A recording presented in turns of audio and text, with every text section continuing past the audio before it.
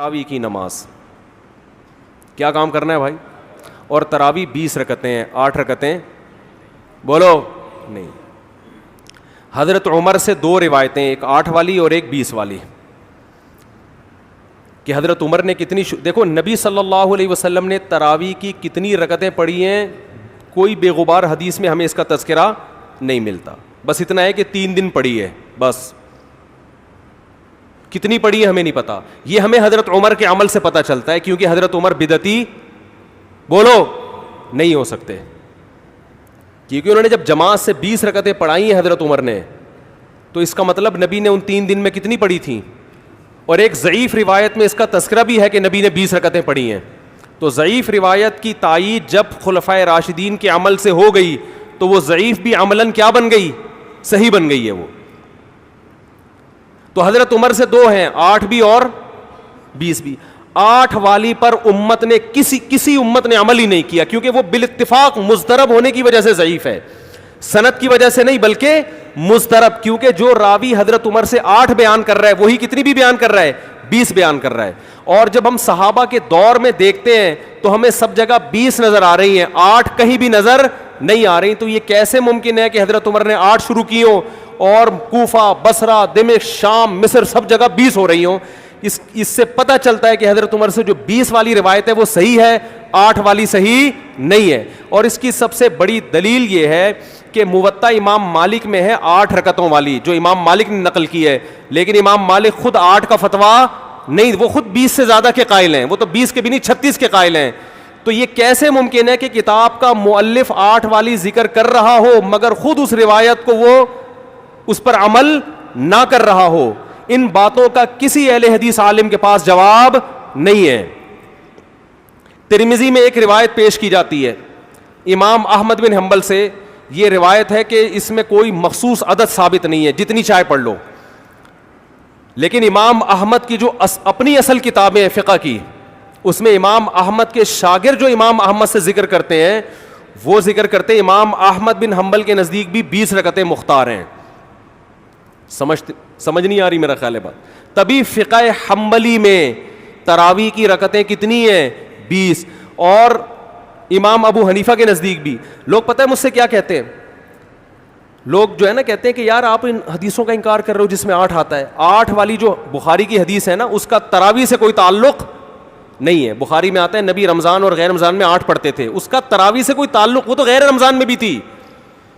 اتنی سینس نہیں ہے یار, آپ ہمیں قرآن و حدیث سکھا رہے ہو اور ہمیں اپنا مقلد بنا رہے ہو, اتنے بڑے بڑے مجتہدین کی تقلید چھوڑ کے. میں لوگوں سے ایک بات کہتا ہوں, ایک قرآن و حدیث وہ ہے جو ابو حنیفہ, شافعی, مالک اور احمد بن حنبل نے سمجھا, اور ایک قرآن و حدیث وہ ہے جو 15ویں صدی کے مولوی سمجھ رہے ہیں. کس کی فہم زیادہ صحیح ہوگی بولو بھائی؟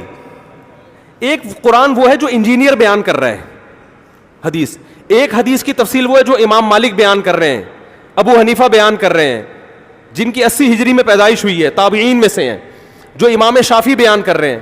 تم امام شافعی کو چھوڑ رہے ہو, تم امام ابو حنیفہ کو چھوڑ رہے ہو, تم امام مالک کو چھوڑ رہے ہو, تم احمد بن حنبل جیسے محدث اور فقیہ جو امام بخاری کے استاذوں میں ہیں ان کو چھوڑ کر فالو کس کو کر رہے ہو؟ انجینئر کو. اور تم کہہ رہے ہو ہم صرف قرآن و حدیث کو مانتے ہیں, ہم کسی اور چیز کو نہیں مانتے. تم قرآن و حدیث کو نہیں مانتے میرے بھائی, تم مقلد ہو, اندھے مقلد ہو. تم قرآن و حدیث کی اس تشریح کو مانتے ہو جو انجینئر کر رہا ہے, اس تشریح کو نہیں مانتے جو احمد بن حنبل کر رہے ہیں, جو ابو حنیفہ کر رہے ہیں, جو امام مالک کر رہے ہیں, جو امام شافعی کر رہے ہیں. یہ بڑے بڑے تابعین, تبع تابعین, مجتہدین جن کو پوری امت نے فالو کیا ہے. تو 8 رکعت کی جو موطا امام مالک کی حدیث ہے, اس 8 رکعت پہ امام مالک نے فتویٰ نہیں دیا. کیوں؟ اس لیے کہ وہ حدیث مضطرب ہے, اس میں راوی ایک بیان پہ ٹکتا نہیں ہے, کہیں 20 بیان کرتا ہے, کہیں 8. جب راوی کے بیان میں تضاد ہو تو حدیث مضطرب ہونے کی وجہ سے رد ہو جاتی ہے. اور میں آخری بات کر کے بیان کو ختم کرتا ہوں, یہ جو تراویح کا لفظ ہے یہ 8 رکعتوں پہ فٹ ہی نہیں بیٹھتا ہے. اس کا بھی میں جواب سوال کر رہا ہوں لیکن کوئی جواب نہیں دے رہا. دیکھو اپنی مرضی کے سوال بنا کے جواب دے دیا کرو تو لوگ واہ واہ کریں گے. آپ میرے ساتھ یہ ہو رہا ہے, میں جو بیانات میں اعتراض کرتا ہوں نا اس کا جواب نہیں مجھے ملتا, خود سے اعتراض بنا کے کیا کر دیا جاتا ہے جواب. جیسے میں نے بتایا تھا کہ حرم میں 4 مصلے تھے, حنفی, مالکی, شافی, حنبلی, 4 مصلے تھے نا کئی سو سال تک, جو کہ نہیں ہونے چاہیے, ایک ہی ہونا چاہیے تھا مصلی. تو لوگوں نے اعتراض کیا 4 مصلے تھے حرم میں, یہ دیکھو کتنا غلط, یہ حنفی مالکی ایسے ہوتے ہیں. تو میرا سوال یہ تھا کہ 5واں کیوں نہیں تھا اس وقت؟ اس کا مطلب 5واں فرقہ وجود میں آیا ہی نہیں تھا, وہ اب پیدا ہوا ہے. وہ ٹھیک ہے 4 غلط تھے, لیکن اس غلط کو بھی صحیح ان 4 میں سے ایک نہیں کیا ہے. سمجھ رہے ہیں کہ نہیں بھئی ایک امام ہونا چاہیے, 4 الگ الگ جماعتیں نہیں ہونی چاہیے. لیکن اس کا مطلب 700 سال تک امت یہ سمجھتی رہی کہ اہل سنت والجماعت کے 4 نمائندے ہیں, 4 مکتب فکر, 5واں کوئی تھا ہی نہیں, لہذا اس کا کوئی مصلی تھا ہی نہیں. تو سوال یہ تھا, لیکن جب سوال یہ پوچھا جائے تو ایسے جواب ملتا ہے کہ وہ سوال ہی پی جاتے ہیں. سوال یہ جواب یہ دیا کہ غلط ہو رہا تھا, یہ بدعت ہے, اور یہ بدعت ہے, یہ ناجائز ہے. تو ہم کب کہہ رہے ہیں کہ صحیح تھا بھائی وہ, لیکن یہ پوری دنیا میں نہیں ہو رہا تھا, یہ صرف حرم میں ہو رہا تھا. اور اس کو ختم بھی حنبلیوں نے کیا ہے کہ نہیں جی امام ایک ہونا چاہیے, سارے چاہے حنفی ہو شافی ہو اس امام کے پیچھے نماز پڑھیں گے. سمجھ میں آ رہی ہے بات کہ نہیں آ رہی؟ تو سوال یہ تھا کہ 700 سال یا 400 سال تک امت کی نمائندگی ان 4 مکاتب فکر نے کی ہے حرم میں, 5ویں نے کوئی اپلیکیشن بھی نہیں دی. اس کا مطلب 5واں تھا ہی نہیں. اور جو آپ یہ مختلف الفاظ بیان کرتے ہو کہ امام احمد بن حنبل اہل حدیث تھے, فلاں میں اہل حدیث تھے, تو امام احمد بن حنبل اگر اس طرح کے اہل حدیث تھے تو پھر امام احمد بن حنبل کے فالوورز کو اہل حدیث کیوں نہیں کہا جاتا ہے, حنبلی کیوں کہا جاتا ہے؟ نہیں آ رہی بات میرا خیال. یہ ایسے ہی ہے جیسے جماعت المسلمین والے کہتے ہیں کہ ہم نبی کے دور سے ہیں, اور پھر بخاری میں دکھاتے ہیں جماعت المسلمین کے الفاظ. او بھائی یہ والی جماعت المسلمین نہیں تھی, یہ تو باقاعدہ آپ نے رجسٹر کروائی ہے 1975 میں. وہ جماعت المسلمین صحابہ کو جماعت المسلمین کہا گیا ہے.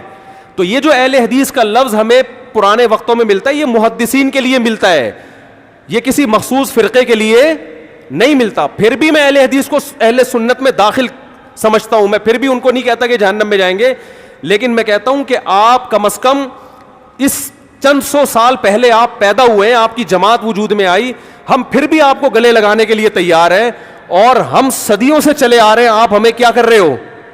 آپ ہمیں گمراہ لوگوں میں داخل کر رہے ہو.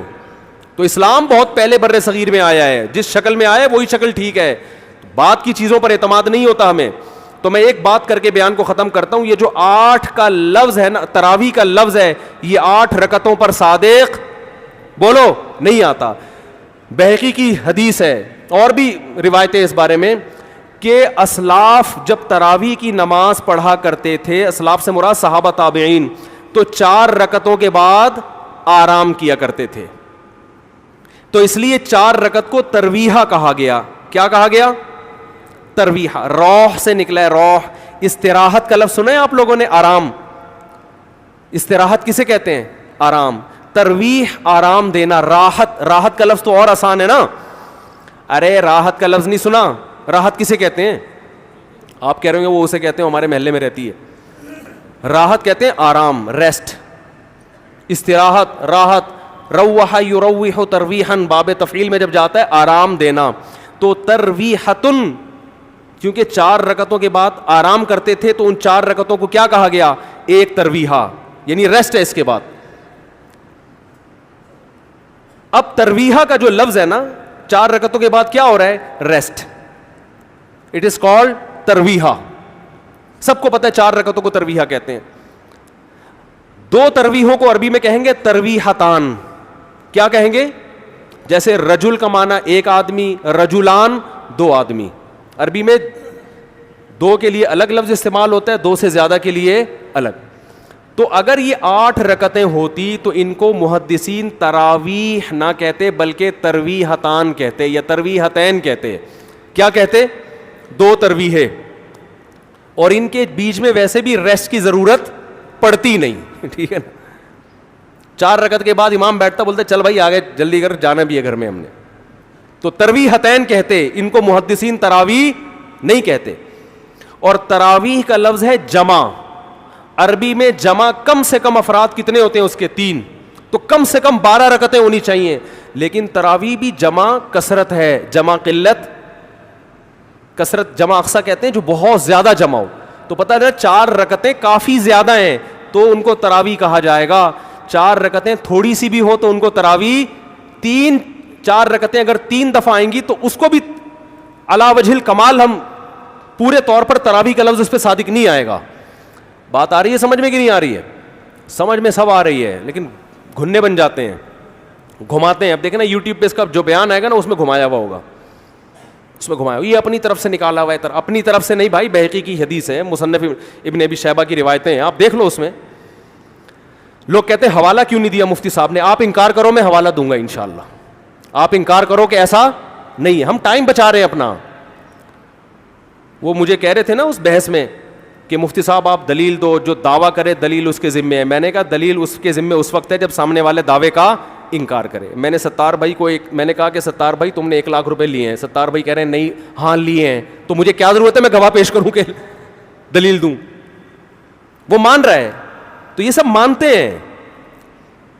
یہ تو علماء جس نے بھی حدیث کی کتابیں پڑھی ان کو پتہ ہے کہ ترویح کا لفظ اس لیے لکھا ہوا ہے اس میں. تو اسلاف سے مسجد نبوی میں حرم میں ایک رمضان بھی ایسا نہیں گزرا جب سے حضرت عمر نے 20 رکعتیں شروع کرائی ہیں کہ 20 رکعت سے 1 رکعت بھی کم ہوئی. زیادہ تو ہوئی ہیں, کم بولو نہیں ہوئی ہیں. 1 رکعت. امت اتنی بڑی گمراہی پر 1400 سال سے جمع ہو گئی. تو میرے بھائی جو آپ سے قرآن و سنت کے نام پہ بات کرے نا, اسے بولے بھائی ٹھیک ہے میں قرآن و سنت ہی کو مانتا ہوں, مگر قرآن و سنت کی وہ تشریح جو ان مجتہدین نے کی ہے اس کو مانوں گا. جو 15ویں صدی کے مولوی کر رہے ہیں تشریح, میں اس کو بولو نہیں, چاہے وہ سعودی ہوں. لوگ کہتے ہیں سعودی عرب میں 8 رکعتیں ہر جگہ ہو رہی ہیں. سعودی عرب میں آج ہو رہی ہیں, 100 سال پہلے کے سعودی عرب میں 8 رکعتیں کہیں بھی نہیں ہوتی تھی. تو یہ کوئی سعودیوں کا کلمہ تھوڑی ہم نے پڑھا ہے کہ جو سعودی عرب میں تو بہت سے لوگوں کی داڑیاں نہیں ہوتی. تو کیا مطلب داڑھی کا انکار کر دو گے آپ؟ تو ہم نے فالو کرنا ہے امام مالک کو, امام احمد بن حنبل کو, امام شافعی کو. یہ بڑے بڑے محدثین تھے, مجتہدین تھے. خلفائے راشدین کو, خلفائے راشدین کے دور میں کوئی ایک روایت دکھا دو 8 رکعتوں والی, کوئی ایک روایت. ہاں جو حضرت عمر سے موطا میں منقول ہے اس کا جواب میں نے دے دیا. اس کے علاوہ کہیں دکھا دو کہ بصرہ میں, کوفہ میں, دمشق میں, صحابہ تابعین کے دور میں رمضان میں 8 رکعتوں سے جماعت سے نماز کسی نے پڑھی ہو. تو نہیں ہے کچھ بھی اس میں. تو اس لیے جو طریقہ صدیوں سے تواتر کے ساتھ چلا آ رہا ہے وہ کتنی رکعتوں کا ہے؟ 20 رکعتوں کا. تو اسی کو فالو کرنا چاہیے.